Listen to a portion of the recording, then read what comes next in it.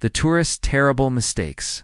Sarah Chen had dreamed of visiting Buckingham Palace her entire life. The 28-year-old teacher from California had saved for 2 years to afford this trip to London, standing before the iconic gates on a sunny Tuesday morning in March 2025, she felt her heart racing with excitement.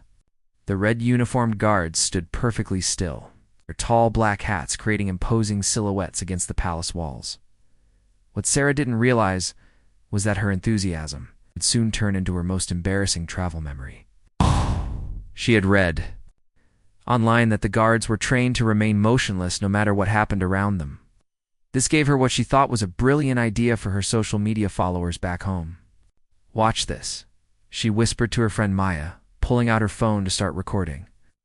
"I'm going to see if I can make them laugh."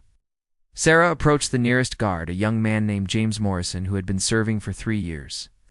James had seen countless tourists try to get reactions from him and his colleagues. He had witnessed marriage proposals, children crying, and even people attempting to climb the palace gates. But nothing had prepared him for what Sarah was about to do first. Sarah tried making funny faces directly in front of James. When that failed to get a reaction, she began doing an elaborate dance routine she had learned from a popular video app. Tourists started gathering around, some laughing and others taking pictures. Sarah felt encouraged by the attention and decided to escalate her performance. She pulled out a small speaker from her backpack and began playing loud music. The sound echoed off the palace walls as Sarah danced more wildly, occasionally reaching out to touch James's red uniform jacket. Each time she made contact, James remained perfectly still. Though his jaw tightened slightly, the crowd grew larger, with people cheering and recording videos. Sarah felt like she was becoming famous, imagining millions of views on her social media posts. She had no idea that her actions were being carefully monitored by palace security cameras, and that several plainclothes officers were already moving toward her location. Maya tried to warn her friend that maybe she had gone far enough, but Sarah was caught up in the moment. She decided to attempt her grand finale, a selfie with the guard, while pretending to kiss his cheek. As she leaned in close to James, stretching her arm out to capture the perfect shot, she accidentally knocked his ceremonial rifle. The moment the rifle moved, everything changed. James couldn't ignore a potential security threat, even if it was clearly accidental. His training kicked in immediately. He shouted the traditional warning in a voice so loud and commanding that Sarah jumped backward in shock. "Make way," James bellowed, his voice carrying across the courtyard like a thunderclap. The sudden transformation from silent statue to booming authority figure startled everyone in the crowd. Children began crying, and several tourists dropped their phones. But James wasn't finished. He began his ceremonial march directly towards Sarah, his heavy boots striking the pavement with mechanical precision. Sarah's face went white as she realized she had crossed a line. The playful tourist atmosphere vanished instantly, replaced by the serious reality of royal protocol. Palace security officers appeared from seemingly nowhere, their professional demeanor making it clear that this was no longer a laughing matter. "Ma'am, please step away from the guard immediately," one officer said firmly, but politely. Sarah's hands were shaking as she fumbled to turn off her music and put away her phone. The crowd that had been cheering moments before was now staring at her with a mixture of curiosity and disapproval. Maya grabbed her arm, trying to pull her away from the scene.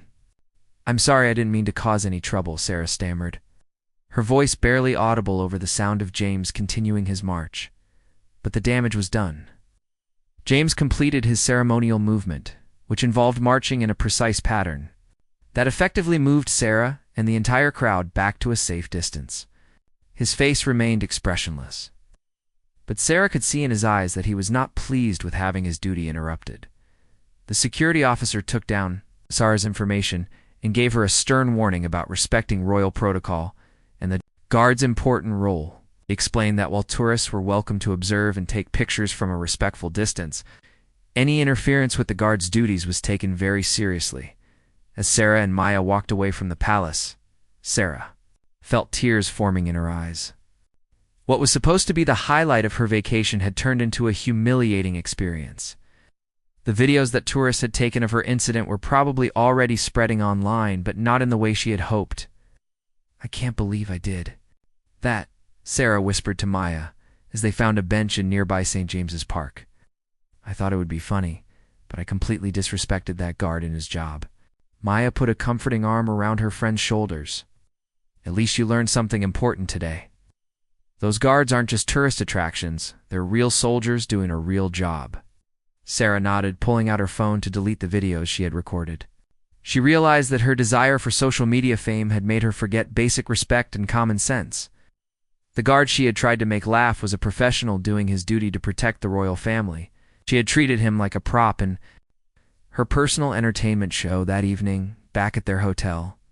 Sarah wrote a long social media post apologizing for her behavior and encouraging other travelers to respect the guards and their important work. She had learned that sometimes the most valuable travel experiences come from the mistakes that teach us to be better people. The pranksters reality check Marcus Thompson thought he was the funniest person in London. The 22-year-old college student from Manchester had built a modest following on social media by pulling pranks in public places. Videos usually involved harmless jokes that made people laugh, but his latest idea was about to cross a dangerous line.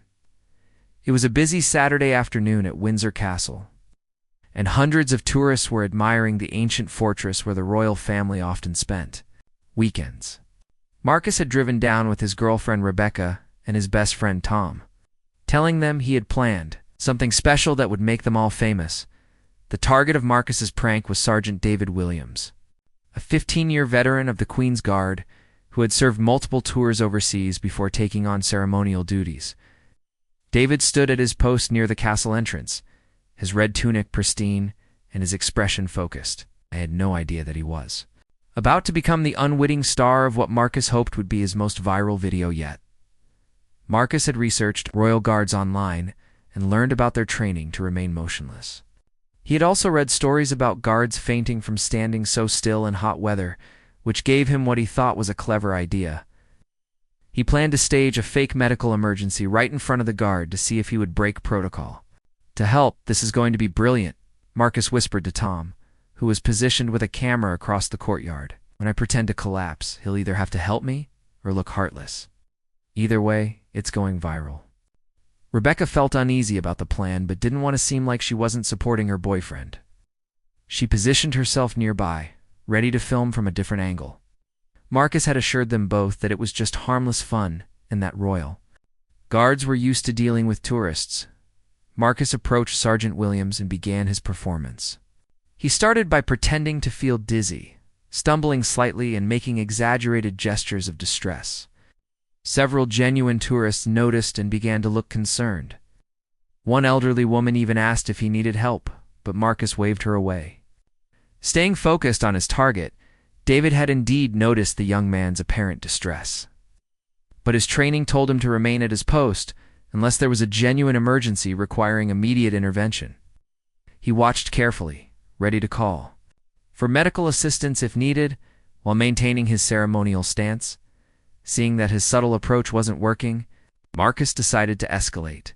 He began breathing heavily and clutching his chest, making loud gasping sounds that drew more attention from the crowd.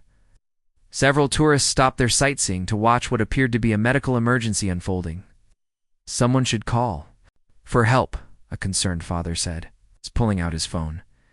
This was exactly the reaction Marcus wanted, but not from the guard. He needed to make his performance more dramatic to force David into action. Without considering the consequences, Marcus suddenly collapsed to the ground, convulsing and making choking sounds that suggested he was having a serious medical episode. The effect was immediate and far more serious than Marcus had anticipated.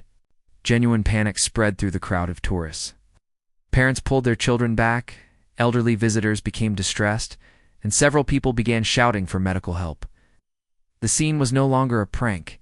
It had become a public emergency that demanded a real response. David's training kicked in immediately. While maintaining his post, he used his communication system to alert castle security and medical personnel. Within seconds, professional first responders were rushing toward the scene. David couldn't leave his assigned position, but he provided Crucial coordination that ensured help arrived as quickly as possible, Marcus realized. His prank was spiraling out of control when he saw uniformed paramedics running toward him with emergency equipment.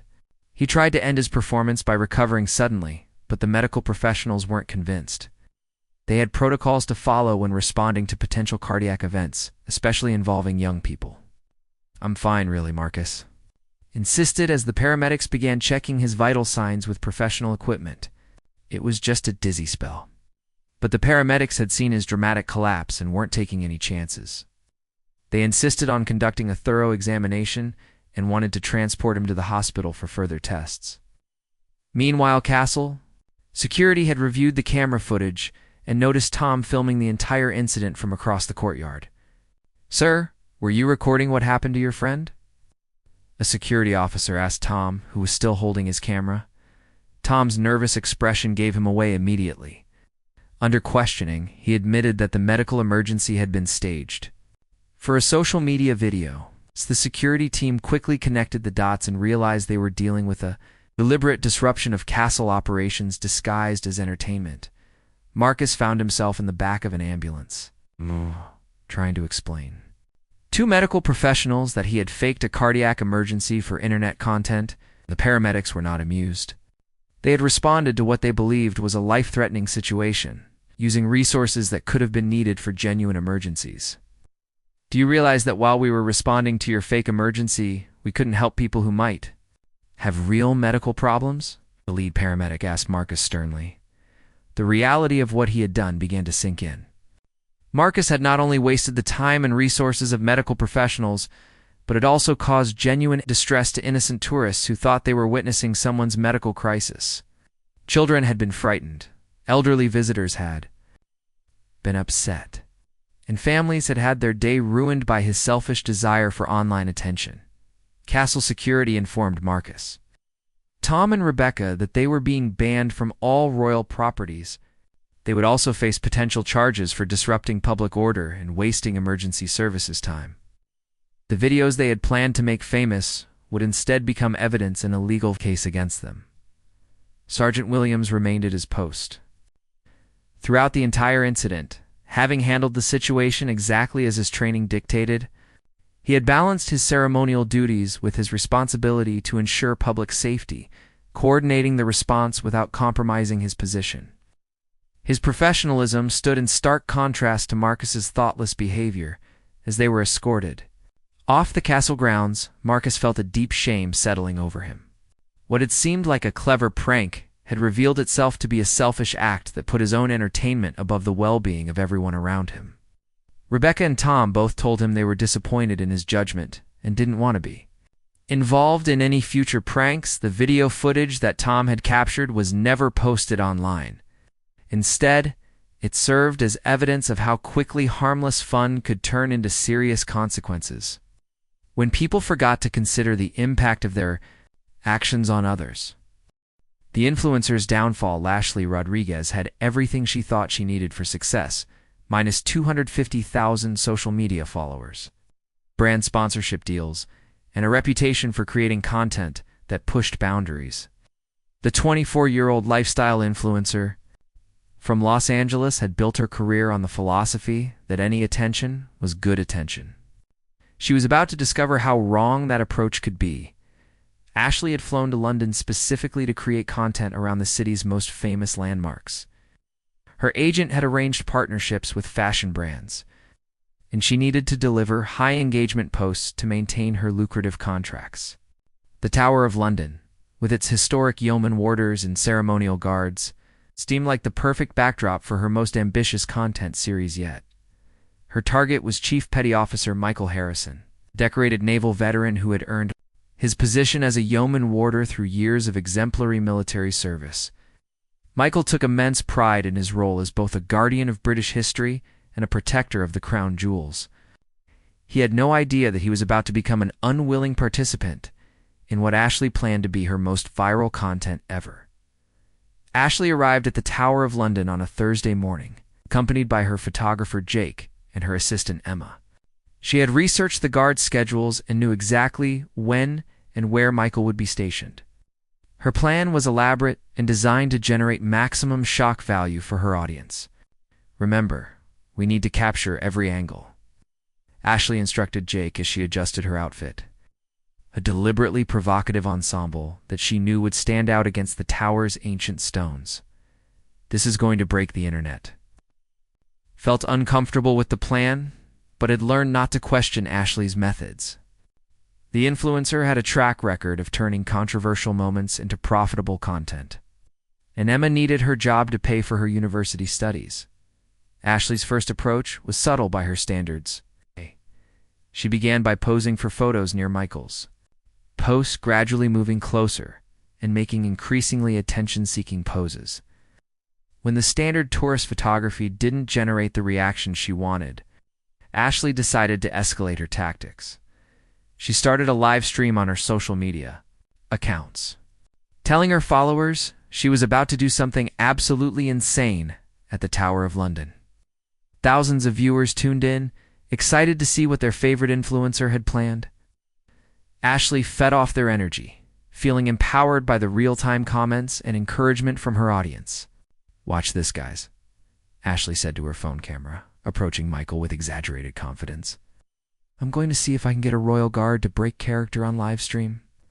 Michael had noticed the young woman and her camera crew, but had assumed they were typical tourists documenting their visit. As a yeoman warder, he was accustomed to being photographed and had learned to maintain his dignified composure regardless of the distractions around him. Ashley began her performance by attempting to start conversations with Michael, asking him increasingly personal questions, while her camera captured his professional non-responses. Her followers were eating up the content, sending donations and comments that encouraged her to be more aggressive in her approach. When verbal tactics failed to get the reaction she wanted, Ashley began using physical comedy. She pretended to trip near Michael, hoping to startle him into breaking character. When that didn't work, she started making exaggerated gestures and faces, trying to make him laugh or show any sign of acknowledgement. The live stream audience was growing by the thousands, with viewers sharing the broadcast across different platforms. Ashley could see her engagement metrics climbing and felt validation that her instincts about creating viral content were correct. She had no understanding of how her behavior was being perceived by people actually present at the tower. Michael remained professional throughout Ashley's increasingly desperate attempts to provoke him.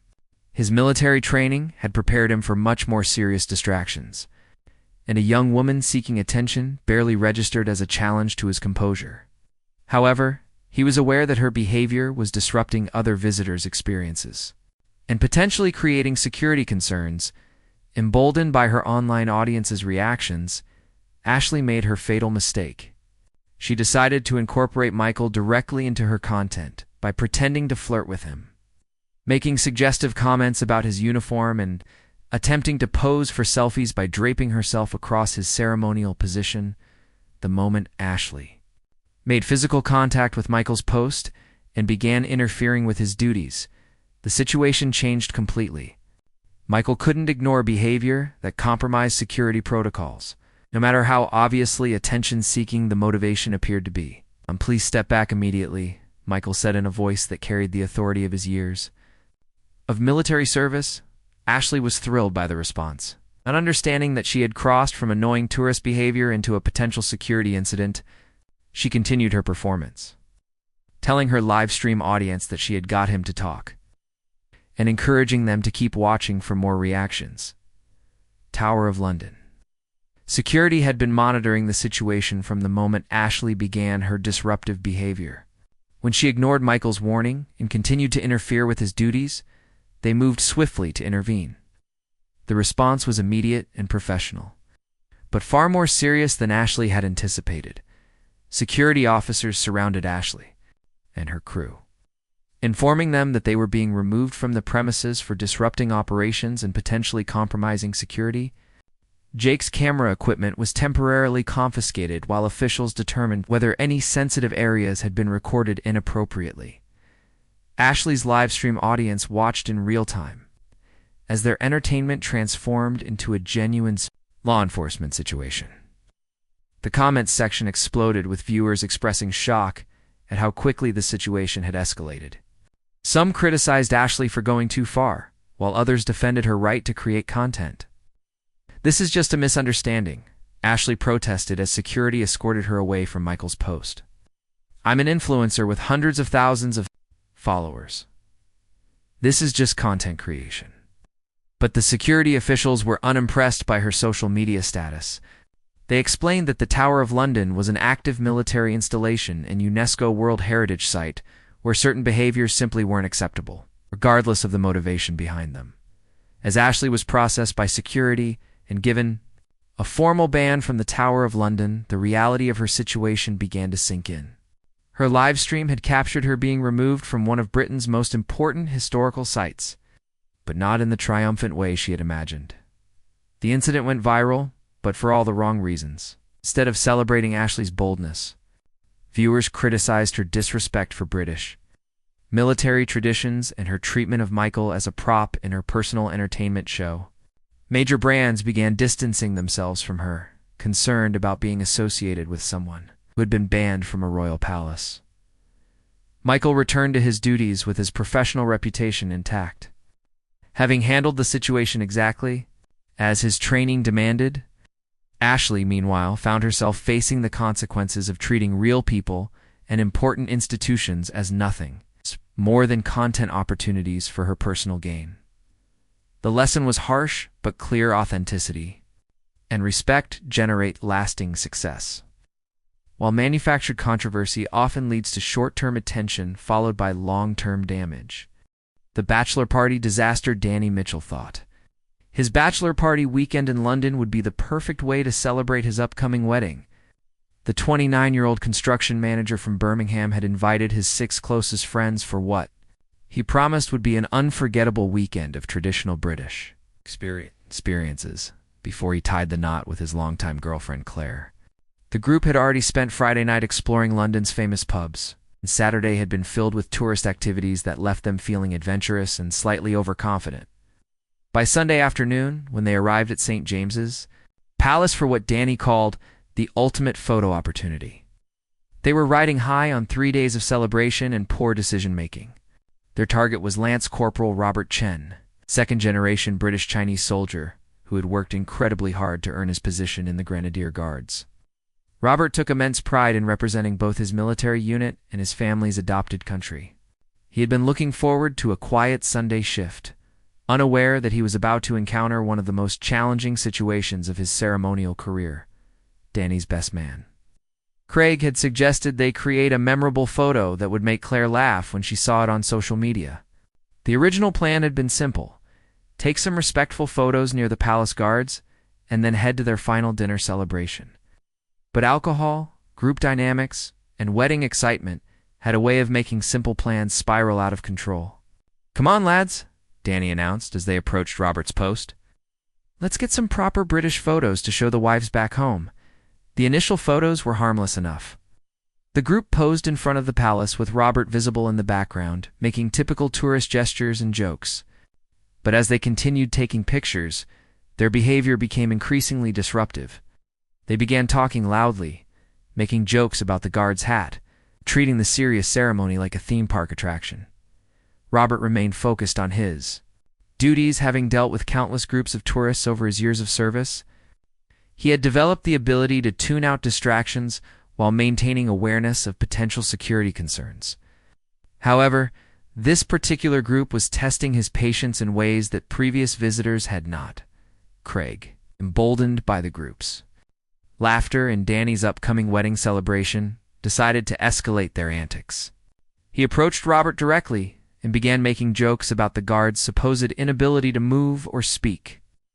When this failed to get a visible reaction, Craig made a decision that would transform their celebratory weekend into a nightmare.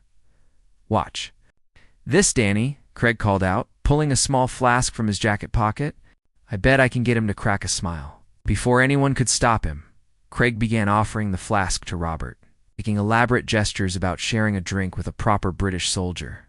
The rest of the group laughed and encouraged him, not understanding that they were witnessing the moment their friend crossed from annoying tourist behavior into serious misconduct. Robert's training had taught him to handle many different types of disruptions, but someone attempting to involve him in alcohol consumption while he was on duty crossed several serious lines. Couldn't ignore behavior that could compromise military discipline and public safety, even if the motivation seemed to be misguided celebration rather than malicious intent. "Sir, please step away from my post immediately," Robert commanded in a voice that cut through the group's laughter like a blade. The sudden transformation from silent guardian to authoritative military figure shocked all 7 men into momentary silence. But the shock quickly wore off, replaced by the kind of misplaced bravado that comes from group dynamics and too much celebration. "Relax, mate," Craig replied, completely misreading the seriousness of the situation. "We're just having a laugh. It's Danny's bachelor party." Danny felt a flutter of unease as he watched his best friend continue to antagonize the guard. But the wedding excitement and peer pressure prevented him from intervening effectively. The other friends were recording the interaction on their phones, thinking they were capturing funny content rather than evidence of their misconduct. Robert had no choice but to follow protocol for handling disruptive behavior that interfered with his duties. He began the ceremonial movements that would alert palace security while simultaneously maintaining his assigned position. His actions were precise, professional, utterly intimidating to the group of friends who had expected him to remain statue-like regardless of their behavior. Palace security responded within minutes. Having monitored the situation from the moment Craig began his inappropriate interaction with Robert, the officers who approached the group were polite but firm, making it clear that the bachelor party celebration had crossed into unacceptable territory. "Gentlemen, you need to come with us," the lead security officer informed them. "Your behavior has disrupted palace operations and interfered with the guard's duties." Danny felt his stomach drop as he realized that his bachelor party weekend was about to end with all 7 friends being processed by Royal Palace security. The photos that were supposed to make Claire laugh would instead document the moment her fiancé and his friends were removed from one of Britain's most important royal residences. Craig tried to explain that they were just tourists celebrating a wedding, but the security team had heard similar excuses countless times before. They explained that while tourism was welcome, there were clear boundaries that couldn't be crossed. Regardless of the special occasion or the visitor's intentions, the group was escorted to a security office, where they were given formal warnings and temporary bans from all royal properties. Danny watched in horror as officials documented the incident, knowing that this would become part of an official record that could potentially affect their ability to visit other important sites during future travels. "I can't believe this is happening," Danny whispered to Craig as they waited to be processed. "Claire is going to kill me when she finds out her husband Zuby got banned from a royal palace during his bachelor party." Craig finally understood the seriousness of what his actions had caused. What had seemed like harmless fun in the moment had resulted in consequences that would affect not just him, but all of his closest friends. The bachelor party that was supposed to strengthen their friendships had instead created a situation that would be remembered. For all the wrong reasons, the other friends were equally shocked by how quickly their celebration had turned into a legal matter. They had traveled to London to create positive memories before Danny's wedding, but their poor judgment had instead created stress and embarrassment that would overshadow what should have been a joyful time. Robert returned to his duties with his professional reputation intact, having handled the disruption exactly as his training required. The bachelor party group, meanwhile, spent their final evening in London dealing with the consequences of treating a military ceremony like entertainment designed for their personal amusement. Danny called Claire that night to confess what had happened, knowing that honesty would be better than trying to hide the incident. Her response was a mixture of disappointment and concern about the judgment her future husband and his friends had displayed during what was supposed to be a celebration of their relationship. The bachelor party disaster became a cautionary tale among their friend group about the importance of respecting local customs and understanding that celebration never justifies disrespectful behavior toward people doing important jobs. The corporate challenge gone wrong. Richard Blackwood prided himself on being a disruptor in the corporate world. As the 34-year-old CEO of a tech startup, he had built his company culture around the idea that traditional rules didn't apply to innovative thinkers like him and his team.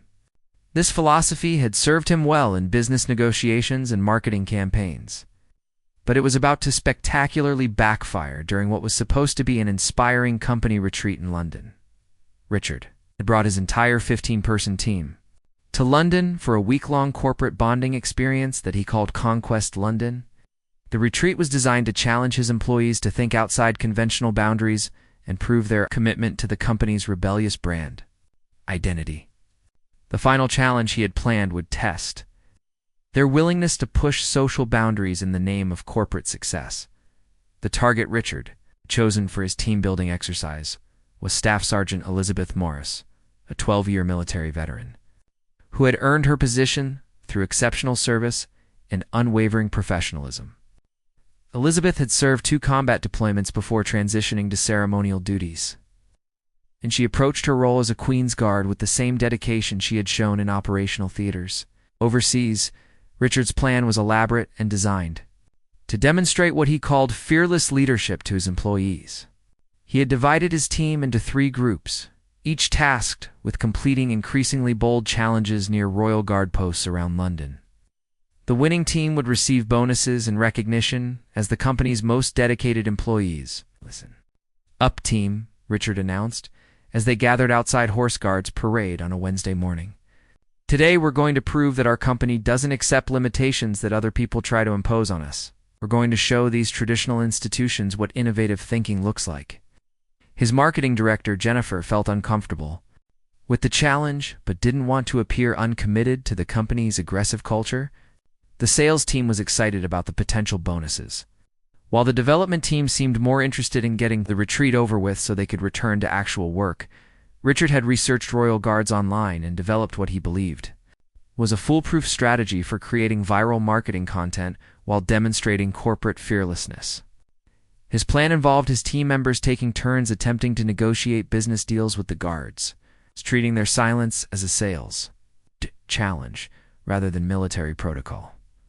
Elizabeth had noticed the large group of professionally dressed individuals gathering near her post, but corporate retreats and business tourists were common enough in central London that she hadn't considered them a potential disruption. Her focus remained on her ceremonial duties and maintaining the dignified presence that her role required.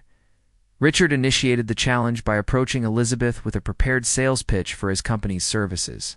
They treated her professional silence as a potential customer's hesitation, launching into an increasingly elaborate presentation about innovative solutions and disruptive technology. His team recorded the interaction, planning to use the footage for marketing materials that would showcase their persistence and creativity. When his sales approach failed to generate any response, Richard decided to escalate the challenge by involving more team members, called over Jennifer and 2 sales representatives, instructing them to join him in what he termed a group negotiation session with the Guard. Elizabeth remained focused on her duties while the corporate team surrounded her position, making presentations about market penetration strategies and revolutionary business models. Their behavior was attracting attention from tourists and creating a disruption that she couldn't ignore indefinitely, especially as their activities began to interfere with the normal flow of visitors through the area. Richard interpreted Elizabeth's continued silence as a challenging negotiation tactic, something he had encountered in difficult business deals. He decided to demonstrate advanced sales techniques by making increasingly personal appeals, talking about military service members deserving better career opportunities and suggesting that his company could offer her a more lucrative future. Richard began making personal career suggestions to Elizabeth while she was performing her ceremonial duties. He crossed from annoying tourist behavior into inappropriate interference with military personnel.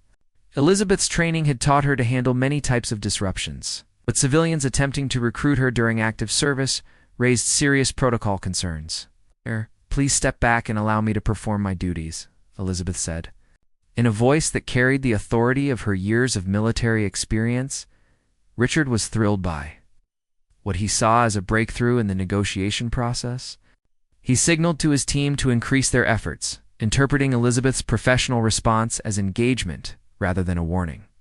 The corporate team intensified their presentations with multiple people talking simultaneously about synergies, and value propositions. Horse Guard security had been monitoring the situation from the moment the corporate group began their inappropriate interaction with Elizabeth. When Richard ignored her clear instruction to step back and instead encouraged his team to intensify their disruptive behavior, security personnel moved swiftly to intervene. "Ladies and gentlemen, you need to disperse immediately," the lead security officer informed the corporate team. "Your behavior is disrupting military operations and interfering with the guard's duties." Richard tried to explain that they were conducting a legitimate business exercise designed to demonstrate persistence and innovative thinking. He suggested that security was overreacting to what he characterized as creative marketing techniques that pushed conventional boundaries. The security team was unimpressed by Richard's corporate philosophy. They explained that Horse Guards was an active military installation where certain behaviors were simply unacceptable, regardless of the business justification or team-building objectives behind them, as the entire corporate team was processed by security and given formal warnings. Richard began to understand that his disruptive thinking approach had serious limitations when applied to institutions with genuine authority and clear boundaries. His employees watched their CEO's confidence crumble as he realized that his business success hadn't prepared him for dealing with consequences outside the corporate world. Jennifer felt mortified as she watched their company retreat transform into a security incident that would potentially affect their professional reputations. The sales team's enthusiasm for bonuses disappeared as they faced the reality of being banned from important London landmarks. The development team just wanted to return to their hotel and forget the entire embarrassing experience, Elizabeth resumed, her duties with her professional reputation intact, having handled the corporate disruption exactly as her training required. The business team, meanwhile, spent the rest of their London retreat dealing with the consequences of their CEO's inability to distinguish between acceptable business aggression and inappropriate behavior toward military personnel. Richard called an emergency company meeting that evening to address what had happened. He found himself in the unfamiliar position of having to explain to his employees why his leadership had resulted in their entire team being banned from a royal palace and potentially facing legal consequences for their misconduct. The corporate retreat that was supposed to inspire fearless innovation instead became a cautionary tale about the importance of understanding context and respecting boundaries. Richard's company culture of disruption had worked well in business negotiations, but it had utterly failed when applied to situations that required basic respect for authority and protocol. Several employees began questioning whether they wanted to work for a company whose leadership showed such poor judgment in non-business situations. Realizing that true success required wisdom about when to push boundaries and when to show appropriate respect, the lesson that changed everything 6 months after the incidents at various royal locations across London. An unexpected gathering was taking place at a community center in Westminster. Sarah Chen, Marcus Thompson, Ashley Rodriguez, Danny Mitchell, and Richard Blackwood had all received invitations to attend what was described as a Royal Guard awareness workshop. Part of their community service requirements. Following their various encounters with palace security, the workshop was led by retired Warrant Officer First Class William Hayes, a 30-year military veteran who had served in both operational and ceremonial roles before transitioning to public education work. William had designed the program to help people understand the serious responsibilities and rigorous training behind the ceremonial duties that tourists often took for granted. As the 5 individuals entered the community center, they felt a mixture of embarrassment and curiosity. None of them had expected to meet others who had similar experiences with Royal Guards, and seeing fellow offenders made them realize that their behavior hadn't been as unique or clever as they had originally believed. "Welcome, everyone," William began, his authoritative presence immediately commanding respect. "You're here because you've all had encounters with Royal Guards that didn't go as planned. Today we're going to help you understand why those encounters happened and what they really meant." Sarah shifted uncomfortably in her seat, still feeling ashamed of her tourist behavior 6 months earlier. The social media fame she had sought never materialized, and she had spent months dealing with negative comments from people who had seen videos of her being warned by palace security, Marcus felt equally uncomfortable, knowing that his fake medical emergency had wasted emergency resources and frightened innocent people. His girlfriend Rebecca had broken up with him shortly after the incident, telling him that his prank had revealed character flaws she couldn't overlook. Ashley had perhaps suffered the most significant consequences. Her influencer career had never recovered from the viral footage of her being escorted from the Tower of London. Brand partnerships had disappeared, followers had abandoned her accounts, and she was still struggling to rebuild her online reputation. Danny's bachelor party incident had created tension that lasted well into his marriage. Claire had been supportive, but the story had become an embarrassing family legend that continued to surface at social gatherings. Several of his friends had distanced themselves from Craig. His behavior had caused the entire group's problems. Richard's corporate retreat disaster had led to significant changes in his company. Several employees had quit, citing concerns about leadership judgment. And potential clients had expressed reservations about working with a business whose CEO had been banned from royal properties. William began the workshop by showing photographs and videos of royal guards in training. The participants watched footage of soldiers enduring grueling physical conditioning, learning complex ceremonial procedures, and demonstrating the mental toughness required to maintain composure under extreme pressure. "These aren't actors or tourist attractions," William explained. "Every person you see in these videos is a trained soldier who has earned their position through dedication, sacrifice, and exceptional service. When you interact with them inappropriately, you're not just disrupting a performance, you're interfering with real military personnel, performing important duties." The group watched silently as William showed examples of guards maintaining their composure during genuine emergencies, extreme weather conditions, and various types of public disturbances. They began to understand that the stoic professionalism they had tried to break was actually a crucial skill that these soldiers used in life-threatening situations. Sarah felt tears forming in her eyes as she realized how she had treated Guard James Morrison like an object for her entertainment, rather than recognizing him as a professional doing an important job. She had never considered that her behavior might have been disrespectful to someone who had dedicated years of his life to serving his country. Marcus learned that his fake medical emergency had activated protocols designed to save lives during genuine cardiac events. The paramedics who had responded to his prank could have been helping someone with a real medical crisis, while they were dealing with his attention-seeking behavior. Ashley discovered that her attempts to create viral content had violated not just social protocols but also security procedures designed to protect both the guards and the public. Her live stream disruption had potentially provided information to people with malicious intentions about how palace security responded to incidents. William then introduced a surprise guest, Sergeant David Williams, the same guard who had been targeted during Marcus's fake medical emergency. David had volunteered to speak to the group about the impact of disruptive behavior from a guard's perspective. "When someone stages a medical emergency near my post," David explained, "I have to assume it's real until proven otherwise. That means activating emergency protocols, coordinating with security, and potentially compromising my ceremonial position. But more importantly, it means taking resources away from people who might genuinely need help." David's calm, professional explanation had more impact than any lecture could have achieved.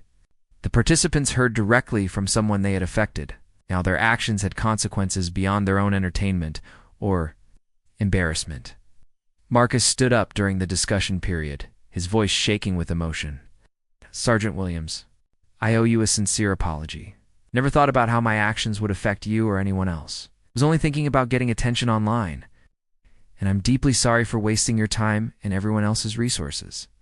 David accepted the apology graciously, explaining that education and understanding were more valuable than continued guilt or shame. His response demonstrated the same professionalism and dignity that had made him effective in his ceremonial role. Over the following hours, each participant had the opportunity to speak with David and William about their experiences. They learned about the history and significance of royal ceremonies, the training and dedication required to become a guard, and the important role that these traditions played in British culture and national security. Sarah used her social media platforms to create educational content about respecting royal guards and understanding their important work. Instead of seeking viral fame through disrespectful behavior, she began promoting responsible tourism and cultural awareness. Ashley completely changed her content strategy, focusing on authentic experiences and educational material rather than manufactured controversy. She slowly began rebuilding her online presence by highlighting the stories and perspectives of people whose work was often overlooked or undervalued. Danny and his friends established a tradition of making charitable donations to military support organizations on the anniversary of their bachelor party incident. They wanted to turn their mistake into something positive that would benefit the military community they had disrespected. Richard implemented new company policies emphasizing respect for local customs and appropriate behavior during corporate travel. He required all employees to complete cultural awareness training before international business trips, ensuring that future corporate activities would reflect proper respect for local institutions and traditions. The workshop concluded with William D. presenting each participant with information about volunteer opportunities with military support organizations. He encouraged them to channel their energy into positive activities that would help them understand and support the military community they had previously disrupted. As they left the community center, the 5 individuals had gained something more valuable than the social media attention or personal entertainment they had originally sought. They had developed genuine respect for the dedicated professionals who served as royal guards and a deeper understanding of how their actions affected others.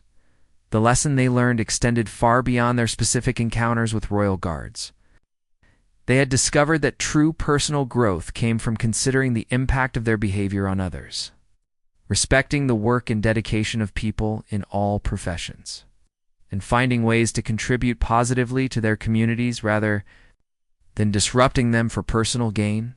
Their stories became cautionary tales that helped other visitors understand the importance of respecting royal protocols. But more importantly, they became examples of how people could learn from their mistakes and transform negative experiences into opportunities for personal growth and positive contribution to society.